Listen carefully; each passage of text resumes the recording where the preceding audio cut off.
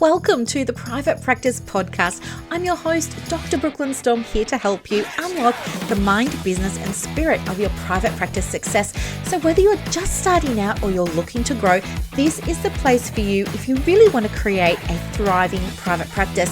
Before we dive in, I want to share something that can really make a difference in your business. Imagine having an expert in your pocket, someone available on demand whenever you need guidance. Well, that's exactly what my new program, Practice Momentum, offers. With over 30 years of experience at your fingertips, you can now get the support you need whenever you need it. Curious? Head over to brooklynstorme.com to learn more. And now let's get into today's episode. Hi, my name is Chloe and I'm part of the Practice Momentum program. I've been working with Brooklyn for a couple of months now and I can't believe it took me this long. Before I joined Momentum, I was trying to do everything. I was trying to refine my marketing. I was trying to update my website all the time. I was trying to network. I was trying to build my practice, and I had absolutely no idea what to focus on, what I needed to do first. I couldn't understand why nothing was working. It was so stressful because there was no money coming in at that point, and I had been following Brooklyn for a few years and I always wanted to do coaching with her, and I always kind of put it off because I didn't feel like I was at that point in time. It was my imposter syndrome pretty badly. Fast forward, the time felt right. Brooklyn was so accommodating and helpful with finding a way for me to do the program, and it's been absolutely life-changing. Brooklyn has helped me to plan and make goals and break down bigger tasks. Like, don't just do a website, actually break it into parts so you have areas to focus on, which I've never done before. I'm so grateful. I reached all of my goals in the last quarter, and that led to a massive increase in my caseload, in my income, and my website is actually generating referrals now, which is incredible. I didn't think it would ever happen. So I'm so grateful. If you're thinking about it, don't wait as long as I did. Absolutely do it. I couldn't speak highly enough of Brooklyn, her generosity, her care, and compassion. Hello and welcome to another episode of the podcast. We're driving because guess what? I'm just in the mood to record. I'm out and about. There you go. The indicator's off now. Because I can take off. Because you can't do this stuff like while you're driving. You've got to set it up and then start driving. But anyway, it's Friday. You know I don't work on Fridays. And of course, I've done my beautiful long drive down to Phillip Island. I'm heading over now to Corumburra. Just in the mood for driving. Oh gosh, don't you love it so much? Like, if you've listened to previous episodes of the podcast, you've heard about masculine and feminine energy and how to identify what energy is we call it your leading energy, right? And generally your leading energy remains the same, though, of course, like anything, it's a bit of a spectrum, and you might be more in your feminine doing some things, and, masculine doing others. But for me, by and large, my energy tends to be masculine, which is I like to be forward moving. I don't like distraction. I find it hard enough to concentrate as it is anyway with the ADHD and the ADID and the little bit of autism that I've got. I like peace and quiet. I like, space, things like that. It's why I have a bath every single day. I have a bath for about 2 hours. It's beautiful. I just sit there and I do my logic puzzles and Sudoku, as I told you before. It's just my idea of heaven. Other people are like, how can you do that? I'm like, how can you not?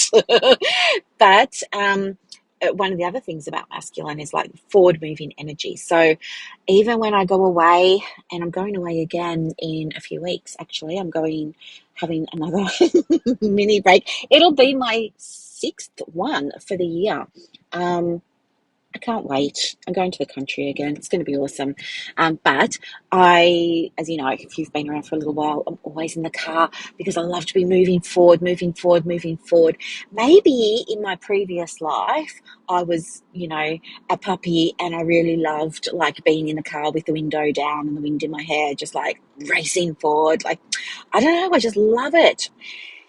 Anywho, today we're going to talk about, yeah, what's keeping you stuck in your private practice. But of course, I want to tell you something that happened to me first, because we haven't been doing that much talk lately about business energetics or spirituality and things like that. And somebody mentioned the other day, hey, could you? So that's why on the last episode, I did add that in at the end. I think I did. Anyway, I'm going to just add it in at the start this time. So if you're not interested in spiritual things and manifesting and all of that, hit the fast forward button for a little bit. I'll try and keep it short, and then you'll get to the juicy part of the podcast. But for those of you who do like it, get this. I was going to say you're not going to believe it, but you will, because, yeah, we're all on the same page here. Okay, so you know how since I went away last time and I went away last time and I started journaling. And do you remember how that lady told me that, well, she was the Reiki person, right? And after my Reiki treatment, remember how she gave me, the things that came through to her? One of the things that came through to her was that I needed to be doing something with my body, holding onto an object with my hands so that I could, get disconnected, if you like, from my body, and that would in turn allow me to connect with, I say, my higher self, but you could call it whatever you like: source, energy, God. One of my girlfriends described it during the week as your team, right? Your spiritual team, and I really love that, so that's what I'm using now. But anyway, and she told me that when I've been journaling, I've actually been channeling, and I never realized or recognized that that's what I was doing. And it took me a moment to kind of wrap my head around it, because of course I've got my own ideas around what that looks like and what it means, and do I really want to be, anyway, all of that. But now I don't know that I would say definitely that I channel stuff. I would just say I've got a stronger connection and I receive things. That will probably be what I say now. Anywho, so on the back of that, one of the other things that I've been doing a lot more of is doing a journaling process every single day. Well, I do two things. I'm trying, where I can, when I remember, to get into my journal when there's something that I need to do and I'm not sure how to do it in my business. So, for example, like maybe I want to write an email, or maybe I want to record a podcast, and I'm thinking to myself, what would I really like to talk about today? Or what would be really helpful? And, when you've got over 500 podcast episodes under your belt, sometimes you have moments where you're feeling a little bit stretched in terms of what to talk about. So, yeah, I can pull out my little journal then, and I always journal by beginning with a question. And then before I've even finished writing out my question, I'm receiving the answer, and I'm writing out the answer, and it's all making sense. And then I can boot up GarageBand on my Mac, get my Yeti mic, and just hit record and get it all out. But the other thing that I've been doing is this is going to sound crazy, guys. This is going to sound crazy. I know it's not going to sound crazy to you, but it would sound crazy to, what does Harry Potter call them? Muggles, right? People who aren't in our world, they are going to think this is crazy, but I know you won't. But anyway, okay. Here's what I've been doing, full disclosure. Probably for the last, I would say, over the last 2 or 3 weeks, this is so weird to say out loud. I know you're not going to judge me. I'm just going to say it. Okay. All right. I went to bed, and I know that when I want to really connect with my higher self, right? My higher self or source, my team, whatever. I'm going to say my team. When I want to do that, I know that one of the best times to do it is at night when you're going to sleep. And the reason why is because that's a time when your subconscious mind is most, accepting of things, which I want to be in that state, because that's where, beliefs are held. And your beliefs determine how you show up in your private practice, right? How you show up in your business, how you show up in your life. So I'm looking at shifting beliefs or building new ones, things like that. So before you go to sleep, or as you're starting to rouse in the morning, they're the two best times to do this type of work. So anyway, I was unprepared because you know me, like I'm really good at businessy stuff, right? I'm so good at helping people with their businesses, and I'm in my flow, and it's my zone of genius. I love it. But people often say to me, "How can you be so great at that, but so not so great at life?" And here's an example: I get into bed and I close my eyes, the lights are off, getting ready for sleep, and then it occurs to me, hey, now might be a great time to connect with your team and ask some questions and stuff. So I've been like, yeah, I'll tell you exactly what I did. All right. So what I did was, it was kind of like a test, I guess. I wanted proof. I wanted confirmation, I guess. Not I guess, I did, right? Honestly, I did. I wanted confirmation. And so I just said, if you're here, you know, well, actually, I called them in first. So I was like, I'm calling in because I know you've got to like call in your team, right? Otherwise, they can help you, but they don't just come and interfere willy nilly. They have to be invited, right? So I knew that. So I like invited them in. So I'm calling them in. I'm welcoming them into the space. I'm doing this all kind of like just in my head, telepathically, just in my head, eyes closed, head on the pillow, going to sleep. But I'm thinking about it, right? It's like in my imagination.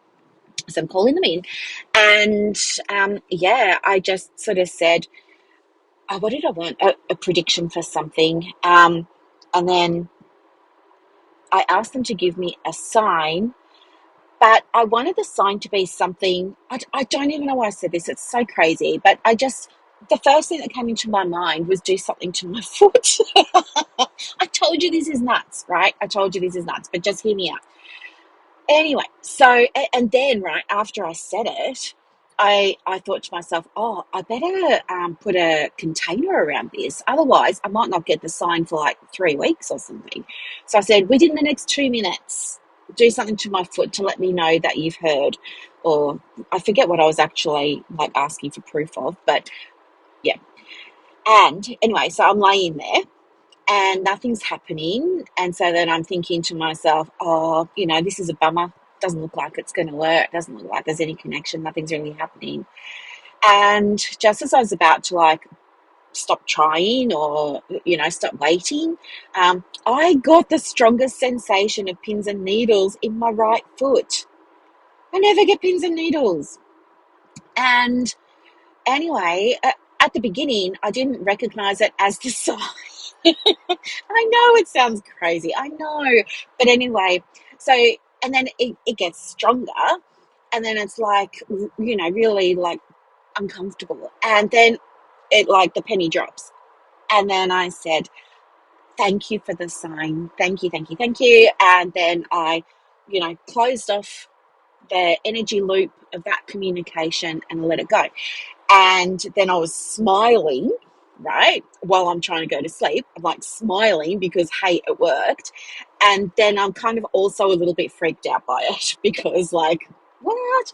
And so, anyway, next night, go to bed. And I'm like, can I do it again? Like, was that coincidence that I just got pins and needles in my foot last night? Like, can I do this again? So, anyway, I did it again. And I was like, give me a sign, do something to my nose, right? Now, I don't even know where these ideas come from, right? I'm just laying there. And I don't even know why I said do something to my nose. It just like came out of my mouth, but in my head. Anyway, once it's out, it's out. So, okay, fine. So, anyway, I'm laying there. And again, I put a container around it. I said, like, in the next 2 minutes, sort of thing. Oh my gosh, there's lambs. I'm on Phillip Island and I'm driving past a little paddock. And there's sheep with little baby lambs. Oh my gosh, they're so cute. But they must be freezing. It's 9 degrees and it's rainy. It's like misty rain. I love this weather, but I hope those little lambs aren't too cold. So anyway, I'm laying there and I'm like waiting for something to happen to my nose. And while I'm waiting for something to happen, I'm like, kicking myself. I'm like, why on earth would you say do something to my nose? And anyway, would you believe? Yeah, I know. I started to get like a tingling sensation in the tip of my nose, and it was like a really strong sensation. It made me like want to scratch the top of my nose, but I didn't.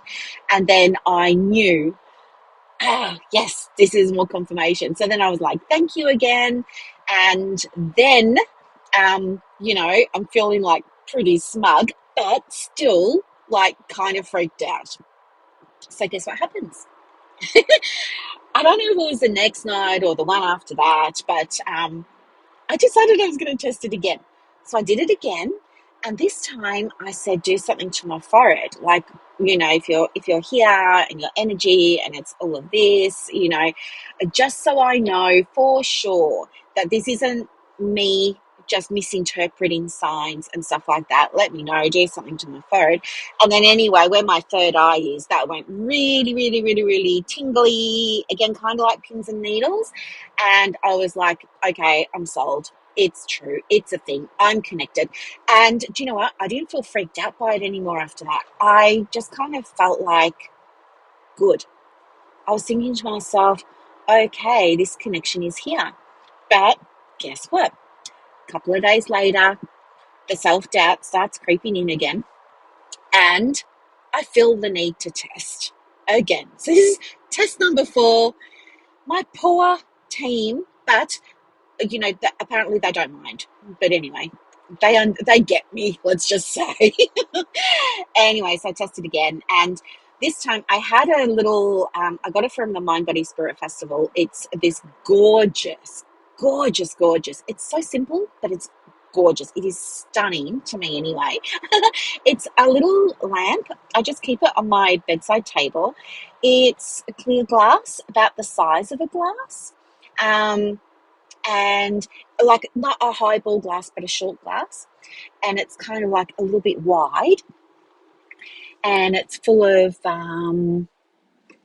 rose quartz, and it sits on a little wooden disc, and the little wooden disc has some lights underneath it.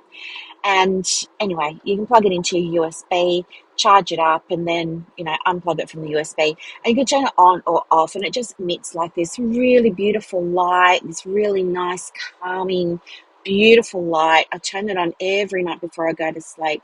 And it's a routine. I love it. It's a total vibe. Very relaxing. Oh, and it came with essential oil. So yeah, I use rose geranium and anyway, or lavender sometimes, but I like rose geranium a lot. So yeah, I just usually sprinkle like a couple of drops of that on, and then it heats up on the crystals. It's really beautiful. But anyway, it had run out of charge, and for some reason, while I was laying there getting ready to do my test, and I was just thinking to myself, what am I going to say? For some reason, I was thinking, make the light flicker, but I knew that it couldn't do that, my team. I knew that they wouldn't be able to make the light flicker because, for the very simple fact, it had run out of charge. So, I said, okay, make a noise, but please make a noise or a sound that is something that's very abstract that I wouldn't normally hear, because I don't want to mistake it for anything else. And please make it very audible so that I don't miss it, because I miss in my life, not in business, but in my life, I'm not great with details and I miss obvious things. Like, for example, I can take a shopping list to Aldi and I can come home with only some of the things and not realize it until I've got home. Like, I'm pretty proud of myself that I even left the house to go to Aldi, to be entirely honest with you, and really proud that I even had a shopping list and I've bought shopping home. But yeah, there's usually stuff missing. So anyway, I was just sort of sitting there and I was waiting and I did the 2 minute container for it. And yeah, it felt like a long time and I wasn't really hearing anything. And I was listening out and yeah, nothing was happening. And then I became aware of my heart beating really, really loudly. And to be clear, my heart was not racing. I wasn't anxious. My heart wasn't, pounding as a result of exertion or anything like that.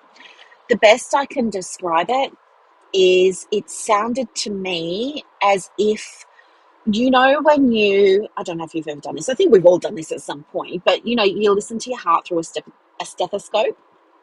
You know how you hear it go, boodum, boodum, boodum, like that? And it's like so clear when you hear it. It's like, yeah, it's just really clear and it's right there. That is what happened. I became so aware of it. And it took me a minute to register that, oh my gosh, this is the sound. And anyway, I told mum about it the next day. And my mum doesn't like it when I do things like this. She doesn't really like to hear about it. She doesn't really want to know about it. But I mentioned it to her, and she said something really special, which I'll never forget. Which was how beautiful of all the sounds they could have picked for you to hear that was abstract and audible. It was the sound of a heartbeat and how the heartbeat represents love, and maybe the heartbeat is representing, that you're supported and that you're loved. And I thought that was really nice for her to say, considering it freaks her out when I do stuff like this. Anywho, so then I guess because I've been like buoyed on by that, and that has been getting stronger. So my faith in feeling supported by my team has been getting stronger. What I've noticed is the journaling's getting faster. The answers are coming through quickly, more quickly than ever before. And they were coming through pretty quick before, but they're coming through even more quickly now. I've started to lean into now, and again, this is going to sound crazy, I know, but I know you will understand. But I've started even like just thinking about what I want. So not using the pen and my journal as a tool, letting go, like they're training wheels maybe for me. And now what I'm trying to do is access that same guidance without the training wheels. Does that make sense? I mean, I'm just giving a metaphor here or an analogy, but I'm never going to stop journaling. It is so powerful. Oh my gosh, look, there's cows. Oh, you can't see. Okay, so where I'm driving now, there's like almost a straight drop, but it's kind of a meadow and then it goes onto the water of Port Phillip Bay. And there's all these great big black cows right there. Oh, I love the country. I love the country. I don't love the nightlife. That's never me. I do love the country though. Anywho, so I've been trying to connect without using my tools, just trying to use myself and my faith. So this is a very long way of telling you something that happened to me yesterday. But I need to tell you one other thing first, and that is I spoke to my friend first. Her name's Karen. I spoke to Karen and I said to her, I'm going to go and meet with my financial advisor in a couple of days. And I've been, like I told her what I just told you, all those things. And she's like right into this as well. And she said to me, just make sure that you ask your team to be present at the meeting. And that hadn't even occurred to me as like a thing. And I thought that was a great idea. She was one who also said, because I was saying, oh, I just call in my pa and I call in Gabe, my beautiful, beautiful, beautiful, beautiful dog that crossed over 2 years ago that I had for such a long time. Um, I used to call in both of them and then say something like, and, my guides or, the right energies and stuff like that. And then always acting in the highest good of myself and all others and, did all of that. But she was saying it might just be easier to say calling the team. So she gave me that advice. She said, ask them to be with you at the meeting. To support you, and that way you'll feel supported rather than feeling like you're doing this all alone. And I thought that was such good insight. So I was like, thank you. And what else? I think, yeah, I came away from that conversation expanded because I was thinking I hadn't thought of connecting with my team like that before. So anyway, I was so excited about it that I did it right away because, again, that ADD, I forget things, even things that are really important to me, I'll forget them. So I thought I'll better just do it now. So I got off the phone to her and then I just went to a quiet space and I just called them in and I invited them. I requested their presence at the meeting, told them that, I wanted their support, all of this kind of stuff. Um, yeah, and that I wanted pleasing outcome, all this kind of stuff.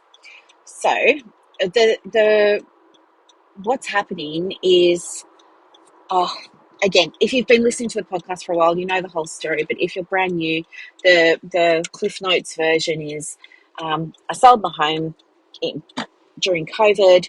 Mum was going to sell her home too. We were both going to buy um, a place together. So have dual living, so two different houses, but on the one block of land. We both have our own little titles to our own little properties, but because they're on the one parcel of land, I can, pop in, look after her, help her out, do the household chores, the shopping, take her to appointments, all that kind of stuff. I sold my home. That night, pretty much went up to mum's place with an overnight bag. Next day, I'm telling mum, let's have a look around your place and see what needs to be done to get it ready for sale. And she shared with me that she'd changed her mind and didn't want to sell the house. So yeah, basically I was stuffed. I was homeless overnight. Had money in the bank from the sale of my house, but yeah, pretty much homeless overnight. The other thing was, there was still a mortgage to be paid. We were in Victoria, so it was like the most locked down city in the whole world. No joke. It's an actual stat. It's in the Guinness Book of Records. Thank you, Dan Andrews. But anyway, it meant that she couldn't go to work and she didn't want to work online or do any of that, so it was like forced retirement. But what that meant was, how was she going to pay the mortgage? And because she was already stressed about COVID, because she was already stressed about lockdowns, because she was already stressed about not being able to work and not having an income, I said, I'll pay off the mortgage for you because I've got this, lump sum of money in the bank now from the sale of my house. So I paid off the mortgage for her. And then she was like, great. Well, now we can both live mortgage free and you can just stay here. And at the time, I agreed to it because, number one, I was very much in people pleasing mode. I want to always look after my mum, make sure she's got everything she needs and she's happy.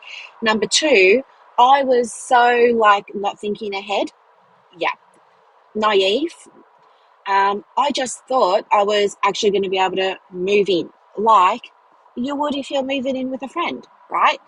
Um, anyway, that didn't happen. It turned out that there was just no space for me in this house. There was no space for me. It's a big house for one person, but she'd filled up every single space with stuff. She didn't want to get rid of any of her stuff. All my contents from my home went to the tip. So, yeah. it was a big period of grief for me that I had to hide from her because I didn't want her to get upset about it and all the things. But anyway, what's happened is over time, so this is, when was it? 2020, this happened. Um, Over that period of time, I have felt, I don't know the right word to say, like I've been shrunk down. Like, I can't be me, like I can't do the things I want to do. Do you know what I mean? All of that. And it's been this balancing act of me always wanting to make sure her needs are being met. She's got everything that she wants. But it's at the same time meant that I haven't had pretty much very much anything of what I needed and wanted. And anyway, it's getting harder and harder and harder for me to be in that space now. So I'm manifesting a home. But get this, here's the thing, right? Because I haven't had a mortgage for 5 years, I've got it in my head that I don't want a mortgage again, ever. Ever. I don't want it. No. So I needed to get help. My mum had a financial advisor, and just one day, randomly, out of the blue, my mum suggests, hey, why don't you go and speak with, this lady, and she might be able to, help you sort out your money and all of this, because as you know, like I've been on a big journey myself with money over the last 2 years. So I was like, yeah, sure, okay, I'll go and meet her. Anyway, met her. Oh my gosh, the universe always gives you what you need. She's an earth angel for me. I'm sure she was put in my path for a reason. She has ADD too. She could relate to so much of what I was experiencing. I was nervous about going and speaking to somebody about my money because in the past, I feel like it's never worked out. Maybe it's because it's always been men, and I don't know. Like, I grew up learning that men handle money, so I never really had the mindset, even as a business owner with my own accountants, I never had the mindset really until the end that they work for me. I always felt like they knew better and I should just, be quiet, zip my lip, do whatever they said. I never asked questions really. I never, yeah, I never went in with a plan. I often felt like I was going to the accountant to get into trouble. But my default is often like, I'm always in trouble. I'm always apologizing for things I've never done. I just always feel like I'm going to be in trouble for something. But anyway, so it was really nice to sit with her. And I think I've been nervous about it because I was worried about talking about money and things like that. Because when you say it out loud, it becomes really real. But it turned out that we didn't actually spend that much time talking about the money. We were talking about the story and what was happening and what was going on and what I really wanted and all of these things. And then I was with her for a whole afternoon. We were just drinking coffee, we were talking, we were connecting over the late diagnosis, everything, right? She's got her own business, I've got my own business. She's 50, I'm 50, we connected. Like, I feel like she should have been my sister. Like, I feel like maybe she's, I don't know, maybe we're connected some way. I don't know. But do you know how just sometimes in life, every now and again, you connect with somebody for a period of time and you just know that you're both in sync with each other? Yeah, that's what this is. Anyway, I left there and she was like, I hear you. Let's see what we can do. We need to understand what's going on. This is the information I'm going to need. Go and pull it all together. I said, yeah, sure. And then I didn't do it. Right? I didn't, right? Like some of my clients, they'll say to me, like over in Practice Momentum, for example, they might say to me, oh yeah, how do I do this thing? And I'll give them a strategy and then I'll check in with them a bit later and they haven't done it. There's usually something else going on where that's happening, which is why I really believe that a third of the success in your business is mindset. But anyway, for me, there was resistance, and the resistance was that I was feeling guilty about, this decision. And so that guilt was getting in the way of me actually following through on my action steps, even though I really, really, really, really wanted my own house. I was feeling guilty. I was feeling ashamed of myself for wanting to, get my own place again, and all of this. It was all just personal, emotional, that wounded stuff, the ADD stuff, the people pleasing stuff, all of that. And it needed to be processed. And that took time. It took about 3 months. And anyway, then it was just like once it was cleared, it was like I came back from the country. It was the last time that I went. So what was that? Maybe 4 weeks ago or something, 4 or 5 weeks ago. Yeah, that weekend, I just sat down and did it. And you know what? I was completely neutral about it. It didn't feel hard.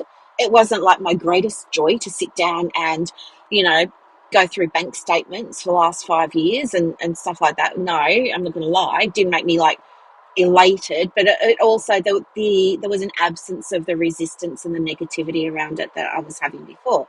So it was just like, kind of like, just, I don't know, the whole exercise took me probably about 2 hours. I put it all together in a beautiful Google folder, color coded, within the folder. I had all these subfolders, all color coded, da da da da da, like, because super organized, got it off to her. Anyway, so when I was meeting with her yesterday, it was to see what's possible given my financial situation. So the night before, I called in my team and I was just saying to them, please come along. So just reminding them, please come along to this meeting. I would love to have you there. This is what I'm manifesting. I'm manifesting a meeting that has a pleasing outcome. I'm manifesting a solution that works for me and my mum. I'm wanting her to come out of this better. Like, I always want to leave a situation better than I found it. For my clients, for my friends, for everything, right? I always want to leave situations better than I found them. So I was asking for that. I wanted something better for me. I wanted everything to be in that highest good. And yeah, I was just sort of saying, like, I was just inviting them to clear whatever was blocking my way to seeing and receiving ideas and solutions and things like that. And also for my financial advisor, I said, can you please go and speak to her team and let them know this is what I'm calling in at the moment, and see if there's anything they can do to clear blocks or pathways to seeing solutions for her, so that she can help me as well. So I did that. And then in the morning, I did it again. I journaled. I know it's overkill, right? But I journaled on it. And as I was journaling, I realized when you're trying to manifest from a place of want or lack or need or anything like that, you're only going to get more of it. And I was so appreciative of that little download while I was journaling. And it allowed me to turn everything around, because it reminded me in that moment that when you're manifesting, your job is not the how, right? I do not know how this house that I own outright is going to turn up. I don't. All that I can do is set the intention. I can act from a place that it's already happened and, I'm just waiting for it to show up now, right? And I've taken aligned action. So some of the aligned action I've been taking is I've been buying little bits and pieces for the house, just little things. But like, I bought a hand wash that I want to put on the sink in the kitchen, that I got from when I was in Dalesford, that reminds me of Dalesford and how spacious I feel and how free I feel and all those kinds of things. So every time I see that hand wash, I picture it in my mind's eye, right? I go for drives and look for areas that I really might like to live in. I go on Instagram and follow interior designers that love a minimal tonal modern boho aesthetic like I do, and take screenshots of the bedroom or the kitchen or the laundry or something like that, and I put them in a little folder on my phone. I changed the name of my savings account to be my um, you know um, kick what dream home. Yeah.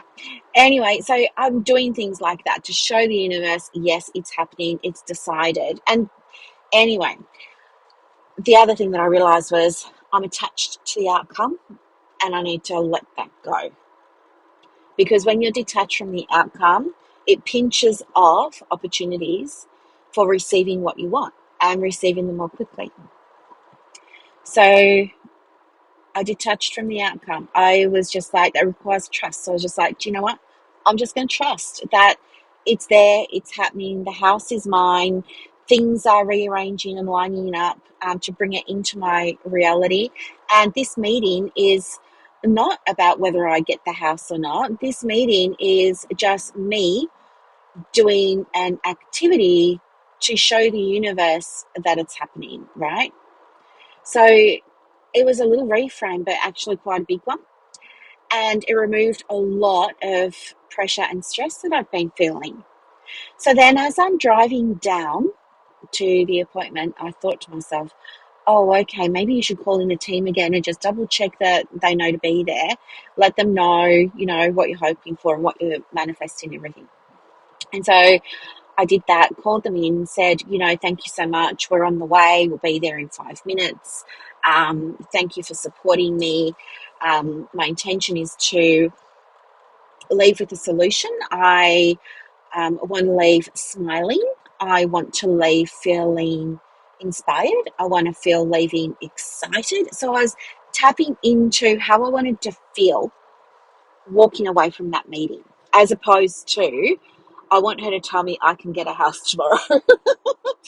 Or as opposed to latching on to the, please don't let her tell me it's not possible. Anywho, so anyway, then I did that, and I said, thanks for sticking with me, really appreciate you. And I was saying to them as well, like, give me questions to ask, like just like drop them into my mind so that I can ask them, make sure they're the right questions and all of this.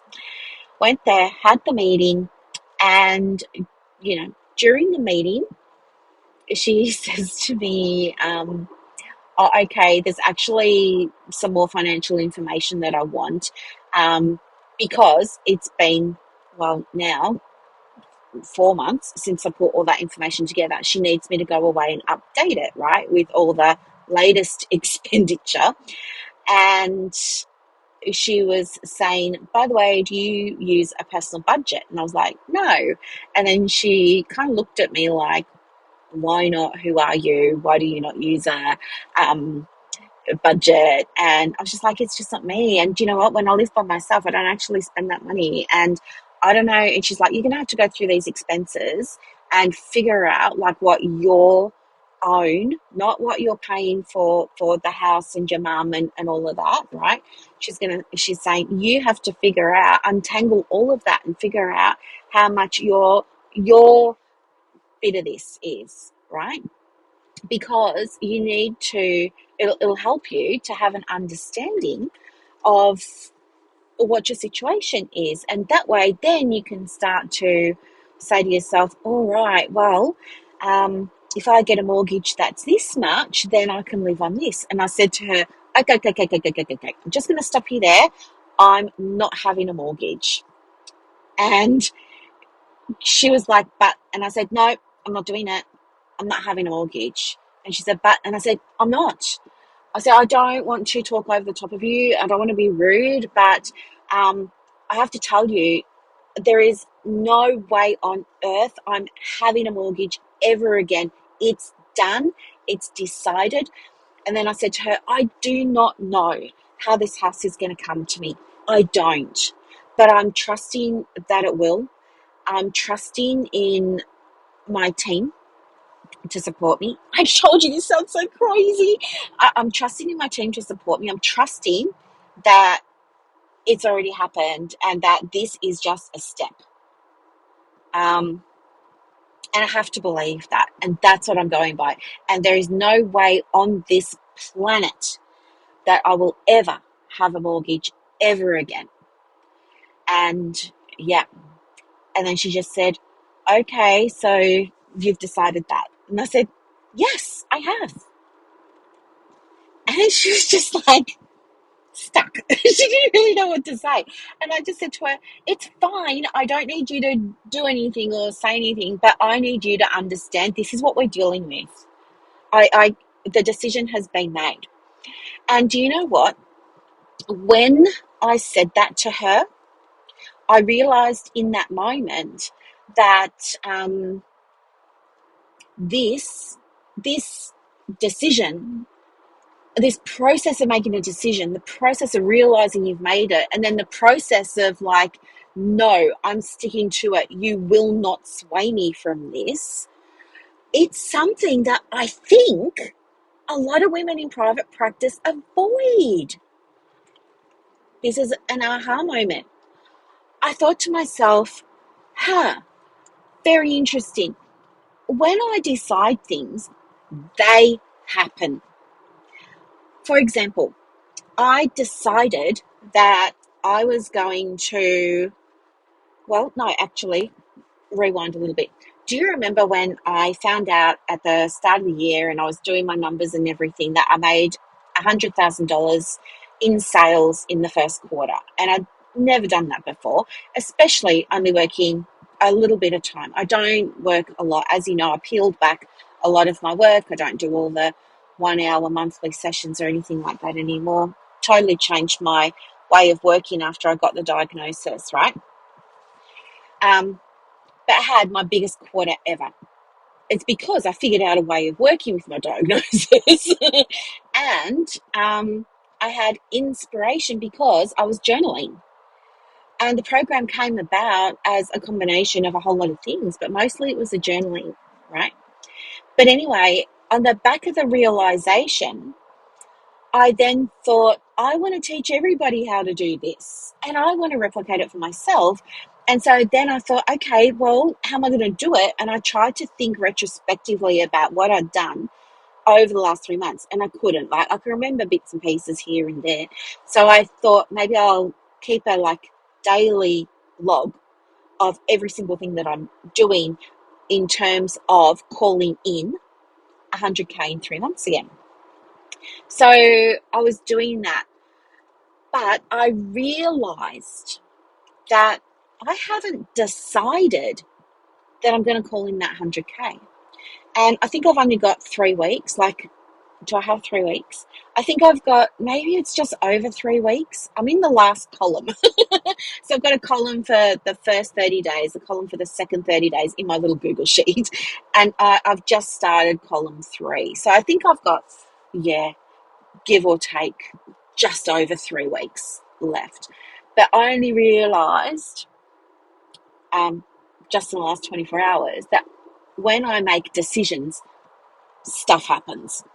And I hadn't made a decision that I'm just going to get this 100K in. Hadn't made it.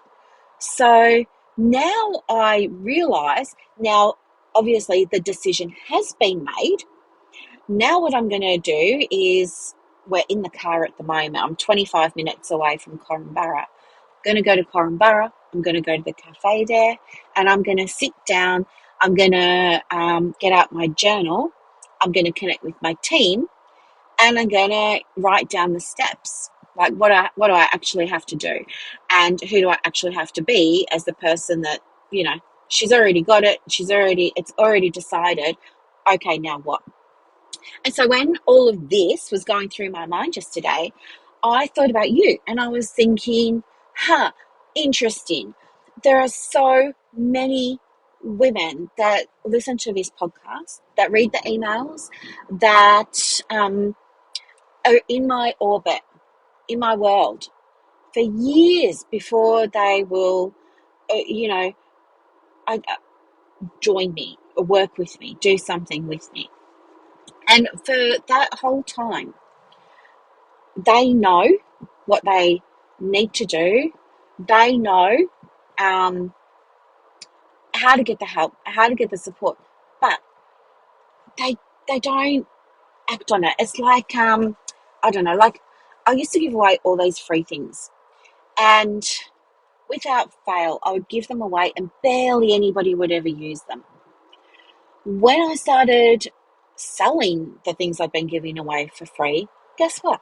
People started emailing me about how amazing it was, and the shift and the insight and the result and stuff like that. What happens is when you make a when you make a decision, the universe cannot help but reorganize everything to make sure that it happens for you. So it like puts ideas into your mind of it's just like, right, how how what do I need to do, what's the step here, or what are the steps, what do I need to do, right, it's done. And it's like expansive. When you make that decision, the hard part's over, and then the rest is just, okay, well, now it's just heads down, bums up, and we're getting it done. Does that make sense? I think what gets in the way of women making decisions in their private practice, a decision about their niche, about their message, about who they want to work with, about whether or not they should buy the $27 course, about whether or not they should build a $27 course, about anything. It's like they already know what needs to be done, but there's something that gets in the way. There's something that stops them from doing it. And it keeps them stuck in a cycle of, you know, doing other things than the thing they know they need. And I believe, like I was just thinking about it, I believe that maybe what's happening is they're thinking perhaps they're not ready, it's not the right time, I don't have enough clients. Do you know what I mean? They're in a way blocking off, pinching off access to the thing that they need. And it's happening by default because it's ego mind wanting to keep them really safe, because it feels better to, better the devil, right? It feels better to keep on the hamster wheel and keep busy but not get a result than it does to try something new. That feels risky and scary. And who wants to feel risky and scary? No one. So you don't do it. And so to avoid that feeling, you don't do the thing that you need to do. Does that make sense? I think it's that. I think some women don't feel worthy enough. I think some of them are stuck in, you know, um, when I say not worthy enough, it's like I come last, everybody else comes first. That kind of stuff, that kind of thinking. But that's flawed, right? Because if everybody else comes first, you're only helping a limited number of people at the moment if you're not having a fully booked diary. Imagine how many other people you could put first if you knew how to connect with them, and then open up the way to activate working with them, right? You could be helping more people and doing more things. So I think sometimes, yeah, we argue for our limitations as a way of keeping us safe in the moment. And I think too, I don't know much about human design, but I know this, like, yeah, sometimes we can react emotionally to things, and it's called or referred to as an emotional wave. And depending on what your human design is, sometimes for big things like getting a new supervisor, or doing something like joining Momentum, for example, you might experience that emotional wave and click out, pinch yourself off from getting the support or the help. um, what would be better is when you have that emotional wave, let it do its thing, right? Let it go over you, through you, around you, all the things until it passes. Then come back, look at it again with a clear mind, um, make decisions from a clear mind, not a reactive, emotional one, because that's not you thinking clearly like a woman in business. That's you um, being scared, and it's making decisions for your business from fear.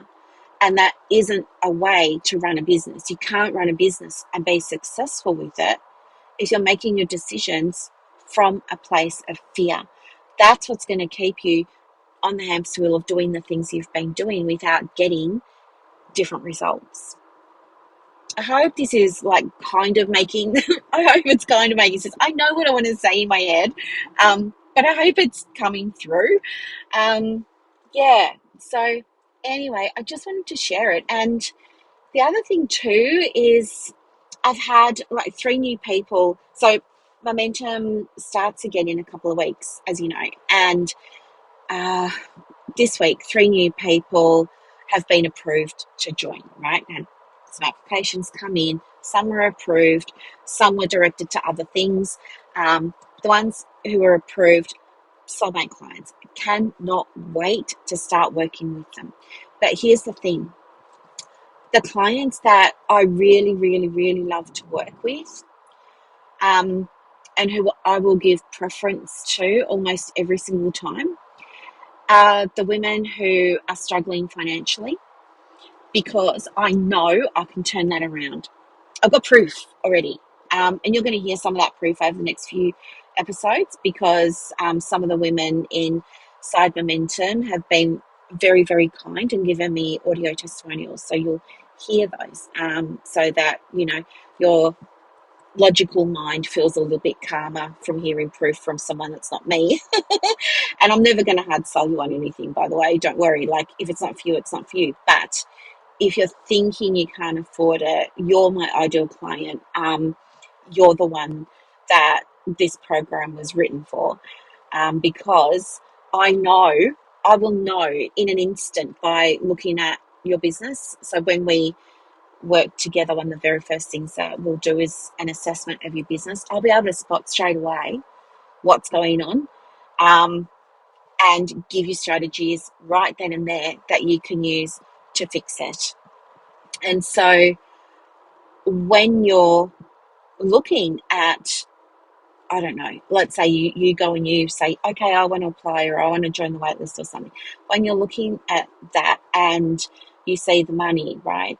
Instead of getting scared, give yourself time, sleep on it, come back tomorrow, look at it again, right?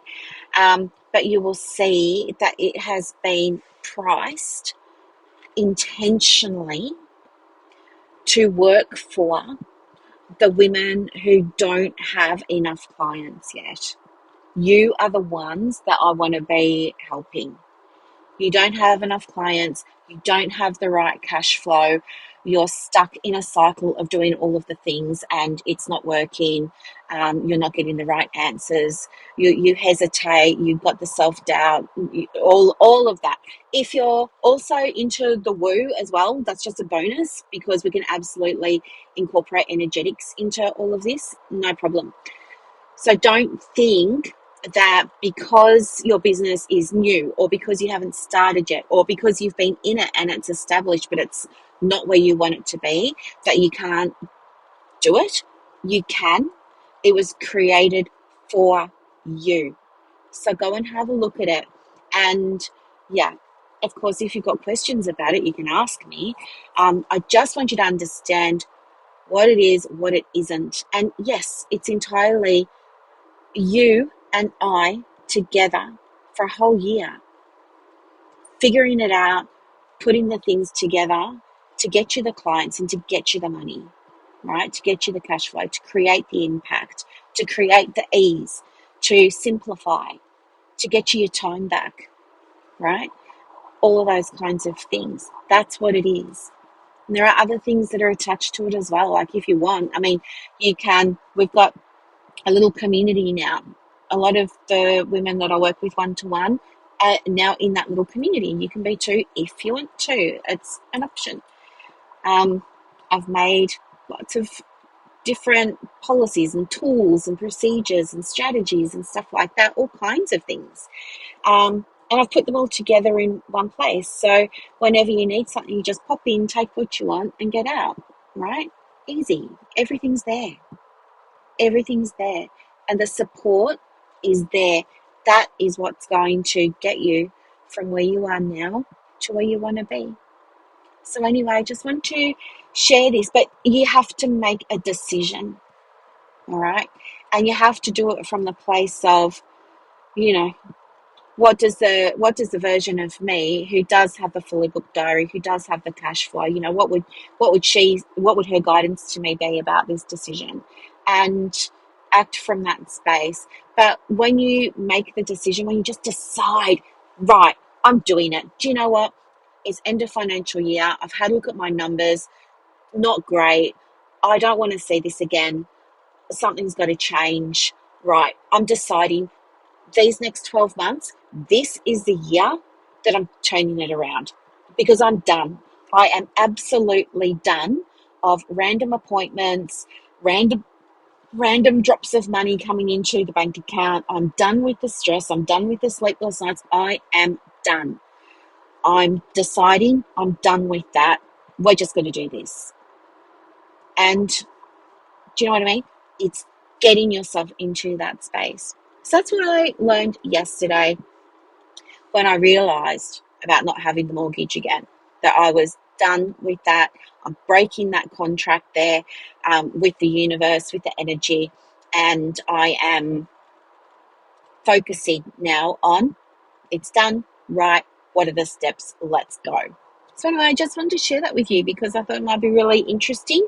I thought it might be helpful. I thought you might like to hear it. And thank you so much for listening. And I will talk to you on the next episode. And that's a wrap for this episode of the Private Practice Podcast. So as you reflect on today's insights, imagine creating real success in your private practice without going down rabbit holes or exhausting yourself with business activities that don't move the needle. With Practice Momentum, you have push of a button help available on demand. It's like having an expert in your pocket ready to guide you whenever you need it. Visit brooklynstorme.com to discover how Practice Momentum can transform your approach to building a thriving practice. I'm Dr. Brooklyn Storme, and I'll see you next time as we continue exploring the mind, business, and spirit of private practice success.